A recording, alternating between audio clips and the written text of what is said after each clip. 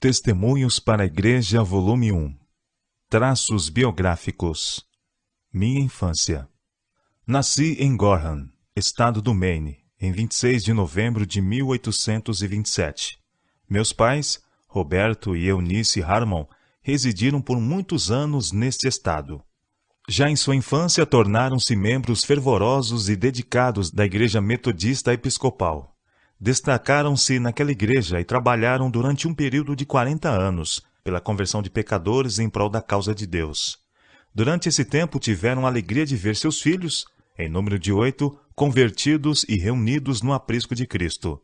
A firme crença no segundo advento, porém, levou toda a família a separar-se da Igreja Metodista em 1843. Sendo eu ainda criança, meus pais se mudaram de Gorham para Portland, no Maine.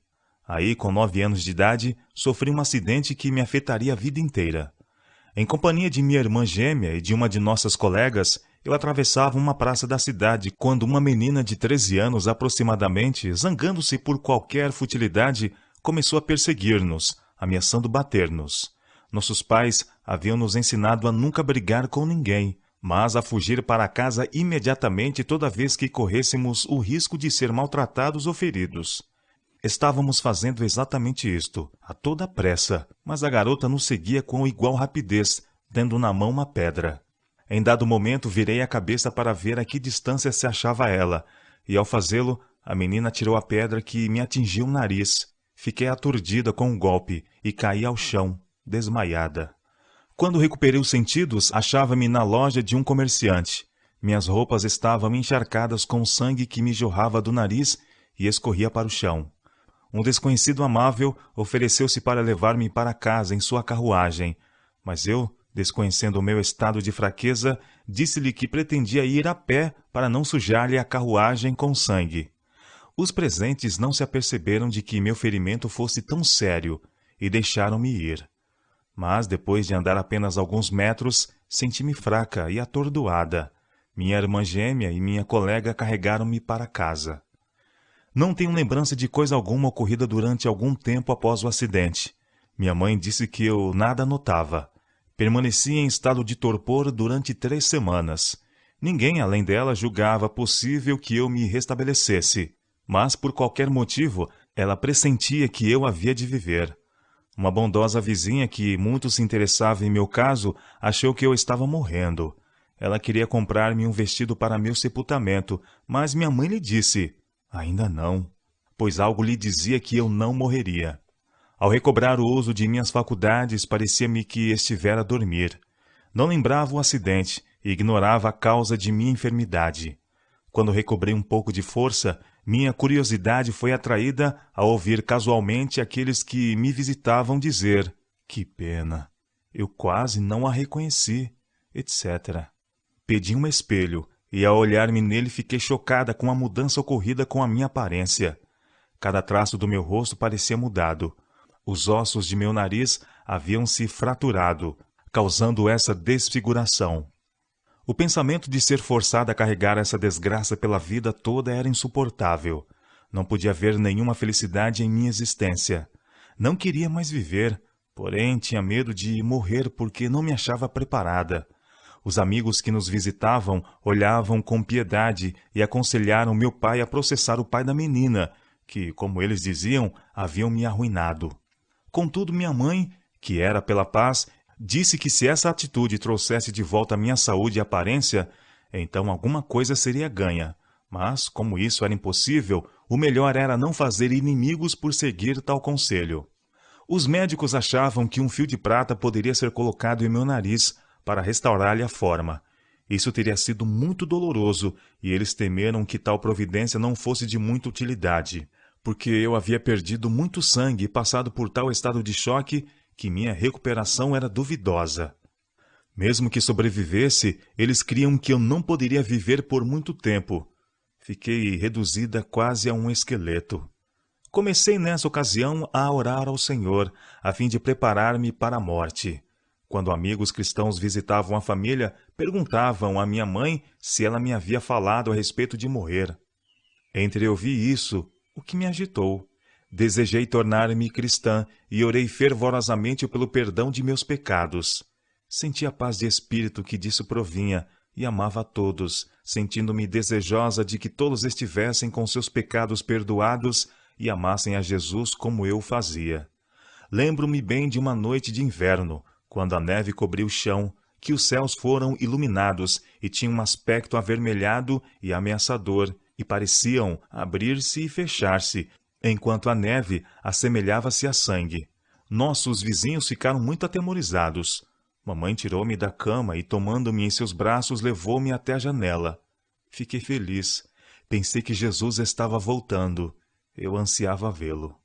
Meu coração estava transbordante e bati palmas de alegria. Pensei que meus sofrimentos haviam terminado, mas fiquei desapontada. Aquele aspecto singular desapareceu dos céus e na manhã seguinte o sol surgiu como de costume. Eu recobrava forças muito vagarosamente. Quando pude tomar parte nas brincadeiras com minhas amiguinhas, fui obrigada a aprender a amarga lição de que nossa aparência pessoal muitas vezes estabelece diferença no tratamento que recebemos. Por ocasião do acidente, meu pai estava na Geórgia. Ao chegar em casa, abraçou meu irmão e minhas irmãs e perguntou por mim. Recuei timidamente, enquanto minha mãe me apontava, mas meu próprio pai não me reconheceu. Foi-lhe muito difícil acreditar que eu era sua pequena Ellen, a quem ele deixara poucos meses antes como uma feliz e saudável criança. Isso feriu profundamente meus sentimentos, mas tentei parecer animada, embora com o coração despedaçado. Inúmeras vezes na infância pude sentir profundamente meu infortúnio. A mágoa que sentia era forte e trazia-me grande infelicidade. Frequentemente, com o orgulho ferido, mortificada e abatida de espírito, buscava um lugar solitário e tristemente pensava nos sofrimentos que cada dia estava destinada a suportar. O consolo das lágrimas me era negado. Não podia chorar imediatamente, como minha irmã gêmea. Embora meu coração se achasse pesado e dolorido, como se tivesse sido despedaçado, eu não podia derramar uma só lágrima. Eu sentia que seria grande alívio lamentar minhas tristezas. Algumas vezes a bondosa simpatia dos amigos bania-me o desânimo e removia por um tempo o peso que me oprimia o coração. Quão vãos e insignificantes me pareciam os prazeres terrenos. Quão mutável a amizade de meus jovens amigos. Não obstante, esses coleguinhas de escola não eram diferentes da maioria dos adultos. Um rosto bonito, um vestido elegante os atrai. Mas permita-se que a desgraça os atinja e a frágil amizade esfria ou se rompe. Mas quando busquei a meu Salvador, ele me confortou. Busquei fervorosamente ao Senhor na minha angústia e recebi consolação. Sentia-me segura de que Jesus também me amava. Minha saúde parecia irremediavelmente prejudicada. Durante 2 anos não pude respirar pelo nariz e pouco pude frequentar a escola. Parecia-me impossível estudar e reter na memória o que aprendia. A mesma menina que fora a causa de minha infelicidade foi por nossa professora nomeada monitora e competia-lhe ajudar-me na escrita e em outras matérias.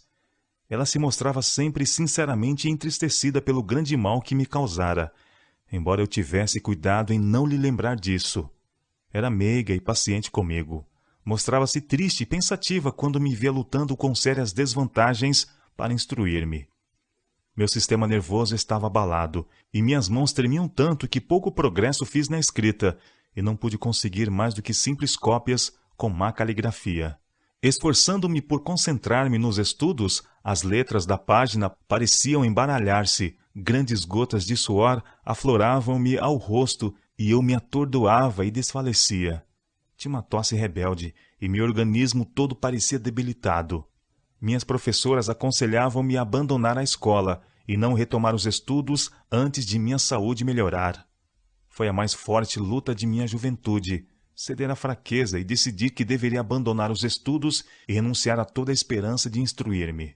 3 anos mais tarde, enfrentei mais dificuldades ao querer estudar novamente.